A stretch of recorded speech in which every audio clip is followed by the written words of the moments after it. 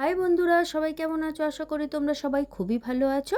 আর আমরাও ভালো আছি। আবারও চলে এসেছি আমাদের নিউ ব্যারাকপুরে বিউটিফুল সালুনে। এখানে তো আমি আগেই হেয়ার কাট করে গেছি, তোমরা জানো। আর ভালো লেগেছে বলে কিন্তু আবারও আসলাম। এইটা কিন্তু আমি ফেসবুক থেকেই পেয়েছি। মানে আমি ফেসবুকে লিখেছিলাম আমাদের নিউ ব্যারাকপুরে ভালো সেলুন কোথায় আছে, কারণ আগেরবারে ল্যাকমিতে করেছিলাম, সেটা মধ্যমগ্রাম, আবার ট্রেনে করে যাও অনেকটাই টাইমের ব্যাপার।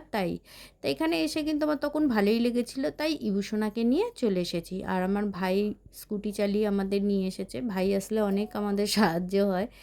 যাক গিয়ে দেখো, এখন আমার ইবুসোনা কিন্তু শ্যাম্পু করবে। তার ও তো ওইটুকু, ওই জন্য ওর চেয়ারের উপর একটা টুল দিয়ে দিয়েছে, নালে কিন্তু হবে না, ঠিক করেও বসতে পারছে না, সেই জন্য। তা যখনই শ্যাম্পুটা করতো তার আগে আমি বললাম যে তুই লজেন্সটা খেয়ে নে, নয় কিন্তু গলায় বেঁধে যেতে পারে। আর এই পার্লারে প্রত্যেকটা স্টাফের ব্যবহার খুবই ভালো, মানে গেলে তোমাদের বলবে আগে বসো বসো, আবার একটা করে তোমাদের কফি লজেন্সও দেবে।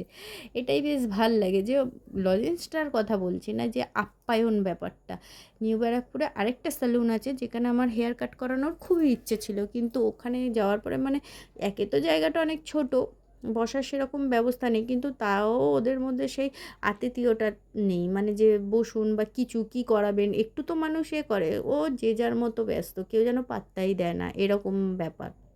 তা ওখানে সেই জন্য করাইনি, আমি এখানে এসেছিলাম, করিয়েছি, আমার ভালো লেগেছে, তাই আবার ইবুসোনাকে নিয়ে চলে এসেছি। আর এখন আমার ইবুসোনা দেখো চুলটা ধুয়ে দিচ্ছে ইবুসোনার, আর তারপরে ওর শ্যাম্পু হবে।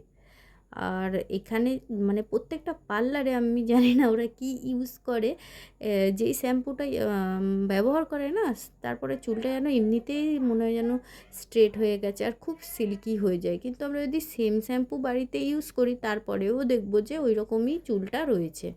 জানি না ওদের হাতের ম্যাজিক না প্রোডাক্টের ব্যাপার থাকে কিছু।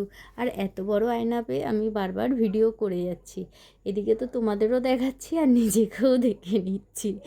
ভালো লাগে বেশ বারবার আয়নায় দেখতে, তাই না? মেয়ে বলে কথা, মেয়েদের তো একটু আয়না দেখতে ভালোই লাগে, যতই যাকে যেরকম ইচ্ছা দেখতে হোক। যাই হোক, যাক গিয়ে। আর ইভূষণাকে দেখো এখন এটা পরিয়ে দিয়েছে, কারণ চুলটা আগে ওর শুকিয়ে নেবে।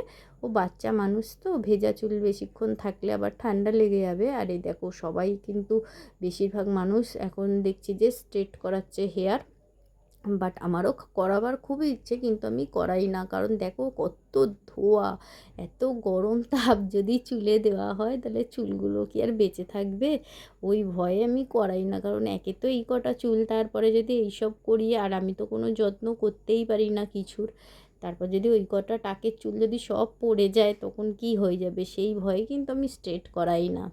আমার এরকমই ভালো বাবা, যা আছি সাদা মাটা চলে যাবে অন্তত, তাই না? তোমরা কি বলো?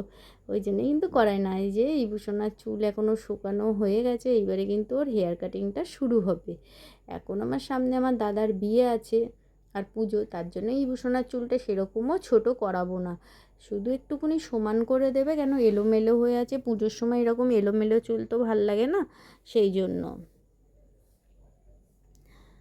তাই এইটুকুনি চুল কেটেছে, তোমাদের কি বলবো জানো, কেঁদে কেঁদে চোখ দিয়ে টস টস করে জল পড়ছে, আমার কষ্টও হচ্ছে ওর কান্না দেখে, কিন্তু কি করব, এরকম এলোমেলো চুল তো ভাল লাগে না।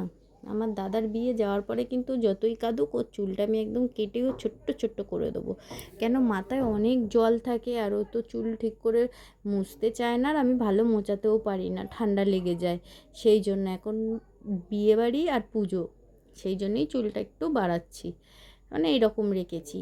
আর তোমরা শেষ পর্যন্ত দেখো কেমন হয়েছে ওর কাটিংটা, প্লিজ কমেন্ট করে জানিও। আর যারা আমার চ্যানেলে আছো, সাবস্ক্রাইব করেছো, আমার ভিডিও দেখো, তাদের অনেক ধন্যবাদ এইভাবে আমাকে আগ্রহ দেওয়ার জন্য।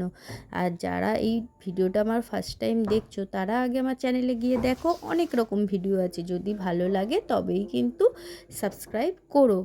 আর ভিডিওটা যদি তোমাদের একটুও হেল্পফুল বলে মনে হয় তাহলে কিন্তু তোমরা চ্যানেলটাকে সাবস্ক্রাইব আর শেয়ার করতে ভুলবে না। যাক গিয়ে দেখো ইভূষণাকে এইরকম লাগছে, তা কেমন হলো কি তোমরা কিন্তু অবশ্যই কমেন্ট করে জানাবে। আর তোমরা কী টাইপের ভিডিও দেখতে চাও সেটাও কিন্তু আমাকে অবশ্যই কমেন্ট করে জানিও, আমি চেষ্টা করব। এই হেয়ার কাটটা করতে আমার ইভূষণা 300 টাকা পড়েছে। তাহলে আমি আমার ভিডিওটা এখানেই শেষ করি, তোমরা সবাই খুব ভালো থেকো আর সুস্থ থেকো। টাটা সবাইকে, আবার আসবো নতুন ভিডিও নিয়ে।